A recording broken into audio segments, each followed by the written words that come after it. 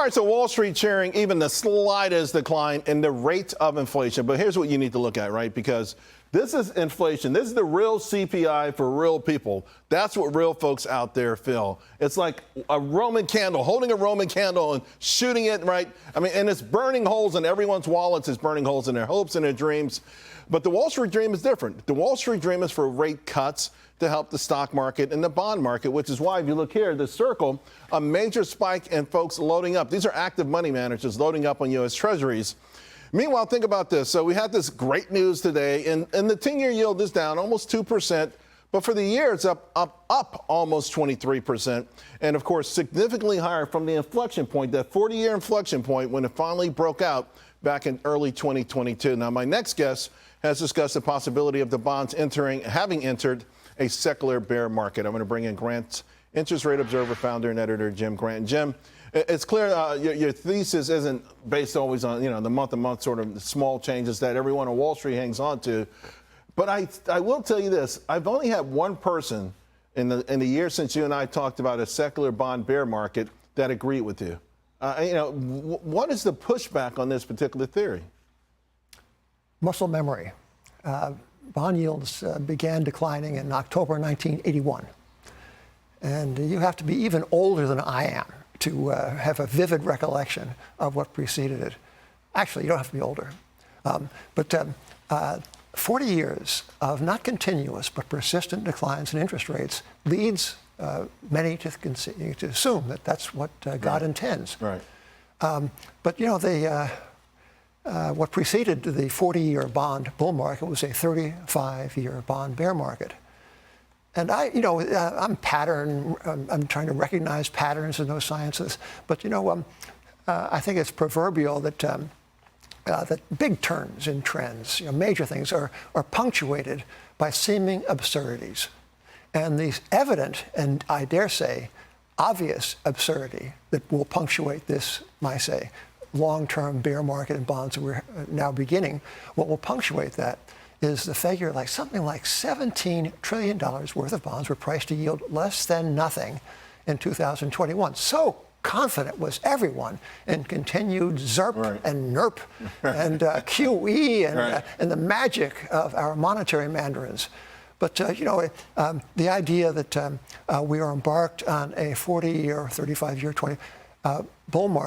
bear market in bonds right. is not a welcome one on Wall Street. It's not. Jim, yesterday we learned that our deficit has climbed precipitously. It's up over $3 trillion in the last year, getting closer to $18 trillion. What are the implications of that for the bond market? Well, the bull case is that supply is of no moment.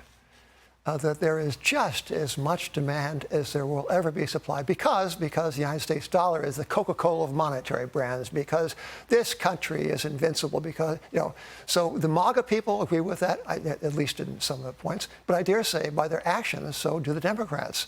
There is a conspiracy of complacency with respect to the public debt. Exactly no one within the city limits of the District of Columbia cares. As the AP reported a little sadly over the past weekend. Right. But, to me, so there's a very smart economist named John Cochrane. He contends that inflation is not a monetary phenomenon. It's always and everywhere, says John, in so many words, a fiscal one. Mm. And I think there's something to that in history. But certainly big debt is not a bullish feature for the bond market, right? It ought not to be. It could be if it turned into be deflationary, right? Yeah. So another thing that you've done, and it just developed, is developing this trade war. We've already entered into one, but no matter who wins in November, there's going to be a harsher trade policies, and the trade war is going to go up. I know Bill Dudley is really upset about that. Ironically, really upset about that, and also upset that Donald Trump may fiddle around with the Federal Reserve. But I read an article in 2019 where he actually suggested that the Fed counter whatever Trump was doing on tariffs with Fed policy. It sounds crazy, and I doubt he'll say the same thing about Biden. But you actually wrote about similar, about this Washington meddling, or, how political the Fed can be just last week. Yes. It turns out that there is a long tradition of presidential meddling in the Federal Reserve. Franklin D. Roosevelt's Secretary of the Treasury, Henry Morgenthau, was a great Batinsky.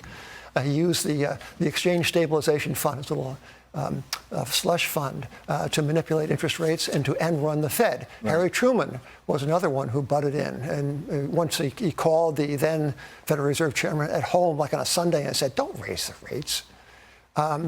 President Nixon, a Republican, was known to have a view on rates, which he communicated to Arthur Burns. And Arthur Burns later wrote about that in his biography. Yes, he did. He admitted in so many words to being to be susceptible to flattery. Certainly he was, and not least Lyndon Johnson wanted William McChesney Martin to know how intensely Lyndon Johnson did not want him to tighten monetary policy on the eve of an election. So this goes back. And so the monetary policy is as political as the New York City Council. It is inherently so. And the Constitution gives the monetary power to the most political branch of Congress, as our friends in the New York Sun have pointed out, that is to say, the House of Representatives.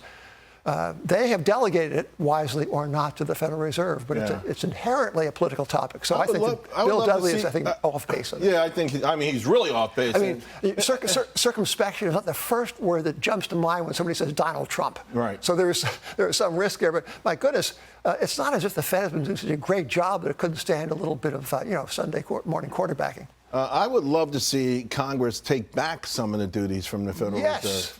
Yeah. So how about don't try for inflation. The Fed is on record. It seeks to impose a 2% tax on your money every year. Right. Who passed the tax? Right. Congress should pass the tax, right? No, the Fed is because it's felt right. Yeah. Jim, great stuff. Okay, thank you. Wish we had more time. Always great.